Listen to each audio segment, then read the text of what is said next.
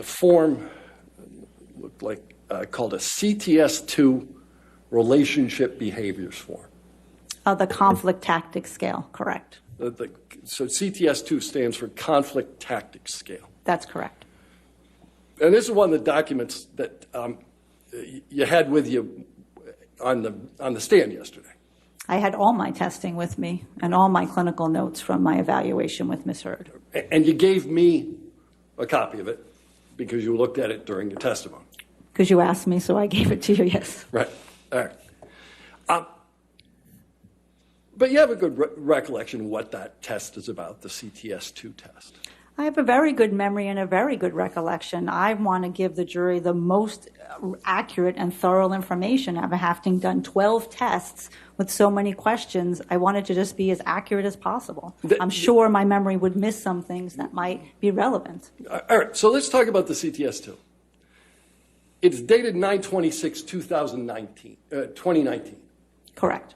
All right, 9/26/2019. And it goes through and it asks a whole series of questions about what you've done and what your partner has done. That's correct. There's tons of these questions. Correct. And every single one of those questions is preceded by the same question, right? How often did this happen in the past year? Correct. You knew that as of 9/26/2019, not a single one of the things that Ms. Hurd identified happened to her in the last year. Correct. Right. She was oriented to a different time frame to get a checklist of those behaviors.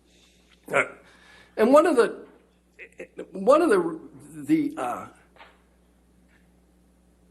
although it says, please, how often did this happen in the past year?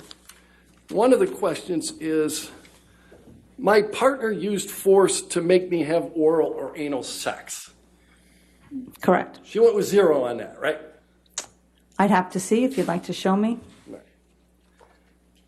Do you have any recollection that she didn't go with 0 on that? I have a recollection at that point in time, she was framing those type of acts as angry sex. She wasn't framing them as physical force, as most women don't on these measures. And you helped her to reframe it as something other than angry sex, didn't you, doctor? My job was not to do treatment. My job was to do an evaluation, and that's what I did. All right. So you did an evaluation, and one of the evaluations you did and one of the diagnoses that you ultimately made relates to PTSD. That is correct. All right. And you diagnosed Amber Hurd with PTSD long before you made use of the gold standard test for PTSD. That is correct. All right. And I make the diagnosis of PTSD in my clinical practice without using the CAPS all the time. All right. So just so that you and I are on the same page, and I think we are, this gold standard test that I'm referring to is the CAPS-5. That is correct. That's the one that Dr. Curry administered, correct? Correct. All right. You didn't administer the CAP-5 until after you'd already diagnosed Amber Hurd with PTSD, right? She had PTSD in 2019. She had PTSD in the beginning of 2021 when I evaluated her, and then she had PTSD in December 27th, 2021 when I administered the CAPS. That's correct. All right. I think I asked a much more narrow question than that. You didn't diagnose, you didn't give the CAPS-5. Hold on, I'm going to strike that question altogether and start it again.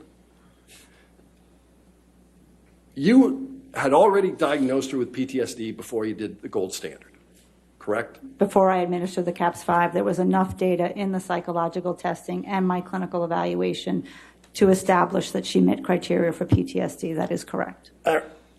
You submitted an expert disclosure in this case on January 11th, 2022. I believe the attorney submitted that disclosure, yes. You participated in that?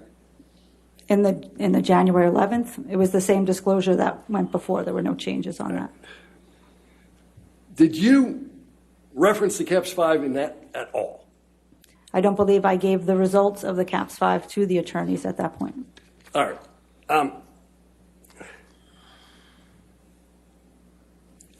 You met with, I got dates here. This time I'm using the cheat sheet. All right. You met with Amber Heard on September 26, 2019. I would love to have my cheat sheet, but I'll take your word for it. I'll share. Thank you. October 11, 2019. When did you give the CAPS-5? The CAPS-5 was administered the last time that I saw Ms. Heard. I saw her over, as stated multiple times, over the past 2.5 years, and having not seen her in about a year to get an accurate assessment of her current symptoms. Having had all the background information, the CAPS-5 is a great structured clinical interview to do that. All right. So you hadn't seen her for about a year before you gave her that test? That is correct. And you did it over Zoom? That is correct. All right. All right.